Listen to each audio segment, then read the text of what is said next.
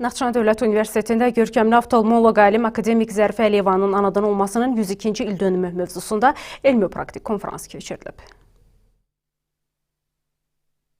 Konfransda universitetin rektoru Elbrus İsayev vurğulayıb ki, Zərifə xanım Əliyeva görkəmli ictimai və dövlət xadimi Əziz Əliyevin ailəsində Naxçıvanda dünyaya göz açıb və atasının ömür yolu onun üçün əsl həyat məktəbi olub. Zərifə xanım həm də Ulu Öndər Heydər Əliyevin ömür gün yoldaşı olub və bu status böyük bir məsuliyyətidir. Bu birlikdən, kökdən, şəcərədən gələn dəyərləri öz övladlarına ötürən Zərifə xanım cənab prezident İlham Əliyev kimi övlad yetişdirib. Rektor əlavə edib ki, Zərifə xanım millətini sevən, ziyalı, gözəl ana kimi xüsusi iz qoyub və onun timsalında biz Azərbaycan qadınlarının ən yaxşı keyfiyyətlərinin unikal vəhdətini görürük. Sonra plenar çıxışlar başlanıb. Universitetin Klinik Fənlər və Hərbi Tibb Kafedrasının professoru İsa Abdullayevin, akademik Abdullah Qarayev adına Fiziologiya İnstitutunun baş direktoru, professor biologiya üzrə elmlər doktoru Ulduz Həşimovanın, Naxçıvan Dövlət Universiteti xəstəxanasının həkim oftalmoloqu Aynur Rızayevanın, tibb ixtisasının 3-cü kurs tələbəsi Zərifə Əliyeva adına adlı təqaüdçü Püstə xanım Quliyevanın